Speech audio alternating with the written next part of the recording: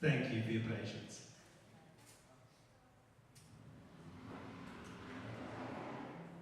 So there is a persistent view in the vegan community that because we are all vegan, that we should all be friends. That we should all get along simply because that is in the best interest of the animals. And even though I can be as guilty of idealism as the next person, I would really like to kick that bullshit kumbaya fantasy to the curb today, once and for all. For it is a view that does no justice to the wonderful diversity and individual complexity that is found among vegans. And it sets us up as being somehow more special than the rest of society when we are not. But just because we aren't ever going to all be friends, it doesn't mean that we can't make more of an effort to resist tearing each other down or contributing to infighting that rarely serves any constructive purpose. I am privileged to be part of what is a fantastic lineup of dedicated activists here today. But I suspect that what I'm going to share with you will be the least groundbreaking information that you will encounter from any speaker.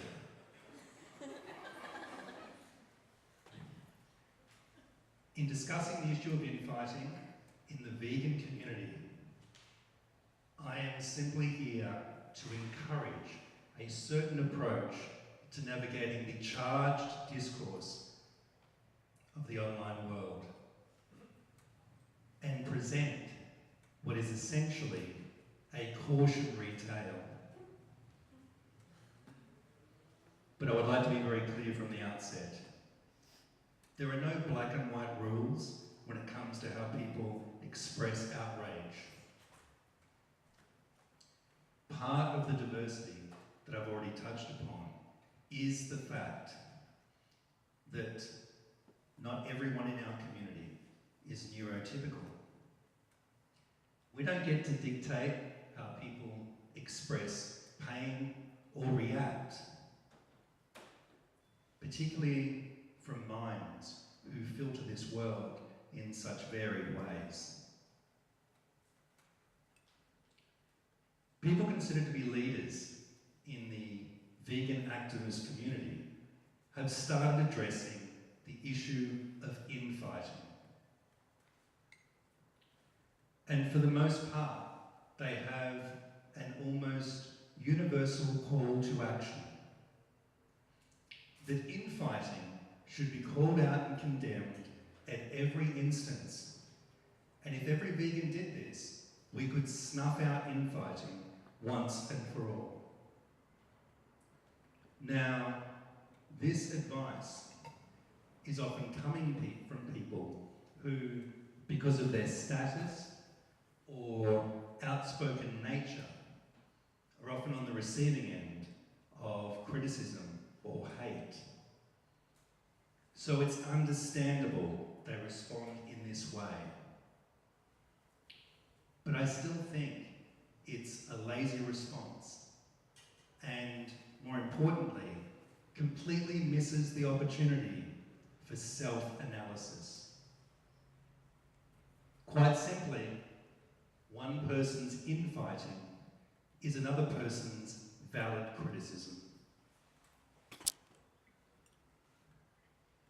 Even though infighting manifests itself in a variety of ways among vegans, there is one battle that seems to stand above all others. Given the nature of today's event, and for convenience, I will label this battle intersectional vegans versus street activist vegans. This particular battle is one that I've watched unfold for some years now. from the sidelines, never really publicly involving myself until now. For any of you who aren't clear on what vegan intersectionality is, it is simply a framework of looking at how various oppressed social identities overlap or intersect, be it oppression based on race, gender, sexual orientation, or species. And even though I agree with the inclusive nature of this framework, if I'm forced to label myself in the context of this conflict, then I am a vegan street activist.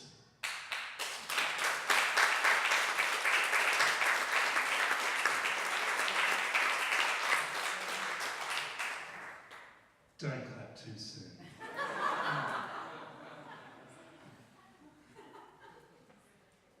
So in keeping with a spirit of self-analysis, any criticisms or suggestions that I have will be directed at my own side in this divisive conflict. So, what as street activists are we doing wrong? Or what could we do better? I think the first mistake we are making is this all too common suggestion that intersectionals are somehow destroying veganism. And even though history warns us that we should never take for granted the momentum that veganism has, not only do I think this suggestion is wrong, I think the very act of regurgitating it does little more than add fuel to the conflict. I think the problem of why we have such a skewed view of vegan intersectionality is because we have made the mistake of tarring it with the behaviour of certain pro-intersectionals. Please understand that when we do that, we are little better than a non-vegan who dismisses veganism because of some annoying vegan they once knew. When I think of arguments between street activists and intersectionals, there is one particular argument that endures and perfectly represents why we needn't be so quick to condemn the criticisms that come our way. In our efforts to tell the story of farm animals in a way that does justice to their unimaginable suffering, we call upon language that we know will have impact. And from that language, there are 3 words, in particular, that intersectional vegans strongly object to the use of in our promotion of animal liberation. Those 3 words, rape, slavery, and Holocaust. Intersectionals object to the use of this language on the grounds that it exploits the suffering of humans to promote our cause. In response, we point to dictionary definitions which fit, and we accuse intersectionals of being speciesist, of suggesting that human suffering is more important than animal suffering. And this goes on like a broken record while animals' throats keep being cut. But does it need to be this way? Just to be clear on my own position,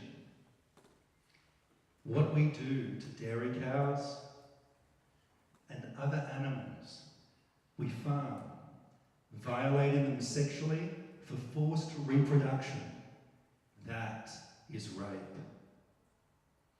Every animal that we have forced bred into existence to be farmed will never be free and is therefore a slave.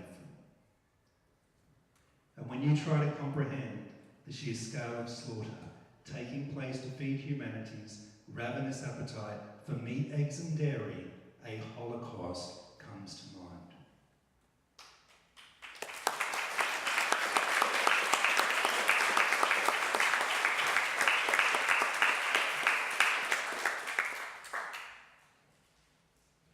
And even though I believe this, these are 3 words that I never use in my advocacy. And I say this acknowledging that for some people, hearing this language just might be what tips them over the edge in becoming vegan. However, in my experience, it just doesn't work out effectively enough on balance for us to justify. But it wasn't always the case that I felt this way. I spent a number of years using this language, being deliberately provocative. I wanted people to not only be shocked about what we are doing to animals, I wanted them to question me, challenge me on my choice of language. And they did. And whenever I was accused of denigrating the experience of humans or trivializing their suffering, I would point out that I was simply trying to elevate the regard that we have for animals. And I'd argue that point quite effectively. But to what end? On too many occasions, conversations where I felt I was making progress with someone on the topic of veganism would become sidetracked into a protracted debate about my choice of words. Focus was no longer on the real issue. When I eventually decided to drop these words from my advocacy, I discovered, in describing the horrors of animal agriculture in ways that people were more open to accepting, I actually became more effective as an activist. Now, I have laboured this point because I think it perfectly represents why we needn't be so defensive about criticisms we receive as activists. Rather than dig our heels in and add to the very infighting we've been asked to condemn, pause, self-reflect, and question whether you're defending a practice that may not even be in our best interest, let alone the animals. Relish opportunities to avoid being dragged into needless online turmoil. It actually has the potential to suck your motivation dry. And herein lies the cautionary tale. At the heart of what I'm sharing with you today is my desire that you place importance on learning to navigate the political landscape of our vegan community. Rather than a set of guidelines that simply requires common sense and an interest in avoiding needless shitstorms. And I think it's crucial, if you're wanting to remain involved and productive long-term in this fight for animal liberation. And to illustrate this point, you need look no further than a person regarded by many as the greatest vegan activist of all time, Gary Yourofsky. Gary had little interest in compromise or trying to avoid sparking outrage from his critics, which were often intersectional vegans. And those battles chipped away at him, draining him of the will to fight on, and he effectively retired. Gary said in his post announcing his retirement, and I quote, "I didn't become an animal liberationist to have retaliatory quarrels with misguided, apologist pacifist, intersectionalist vegans, which is 1,000 times more draining than dealing with carnists. Besides obsessing about their own image and narcissistically making sure there's an imaginary halo over their head. At all times, their main form of activism is attacking anyone who doesn't worship at the altar of humanity, especially if they refuse to do yoga sun salutes on a beach before exchanging energy hugs with unbathed hippies in a Woodstock-like drum circle gathering of uselessness.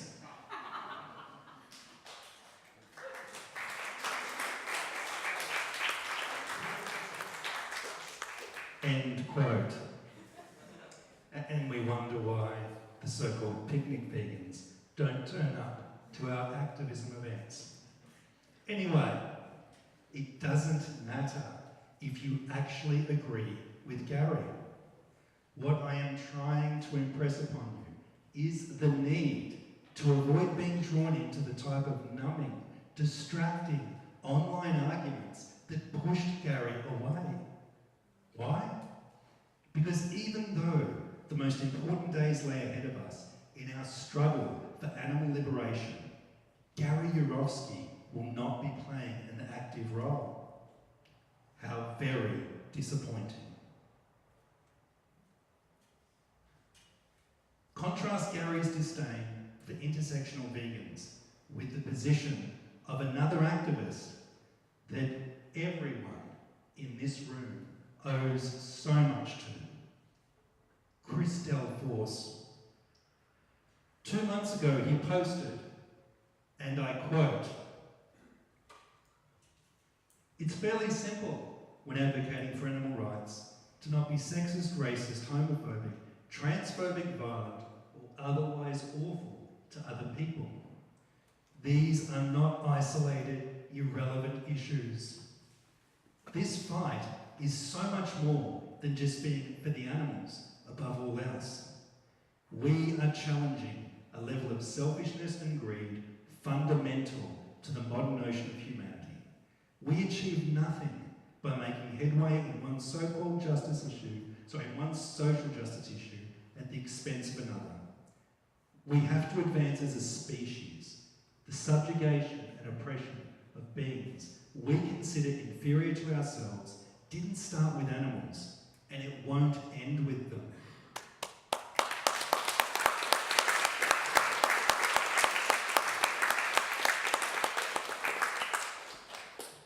End quote. Chris was quick to point out that he wasn't expressing anything original. But unlike the countless women who've been mocked or attacked online for expressing this view, Chris received nothing but praise. The fact that we were only able to stomach this message when it came from one of our own, a male we have platformed, is fairly reprehensible. And it speaks to the very issue that Chris was addressing in his post.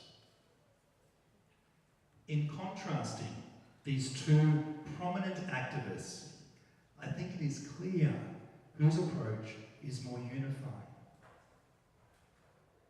And what I hope you can take away from this snapshot of two people is an appreciation of the value of not feeding into divisiveness. And there are times when that will take restraint. Even though I rarely bite these days, there are still occasions when something catches my eye online, pisses me off, and has me on the verge of some pointless Facebook spat.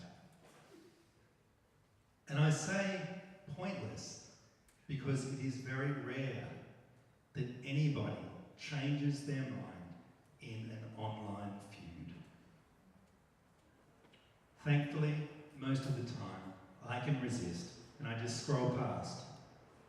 A simple act that is actually quite liberating, and I highly recommend it. I said from the outset that I have nothing groundbreaking to share. And I'd like to think that I've lived up to that promise. For illustrative purposes, my focus has been narrow with a simple Don't squander on dead-end confrontation what you may have convinced yourself is an endless supply of energy. Proportional to the entire vegan community, there are so few of us who take to the streets in this battle for animal liberation. So please, do what you can to be in it for the long haul.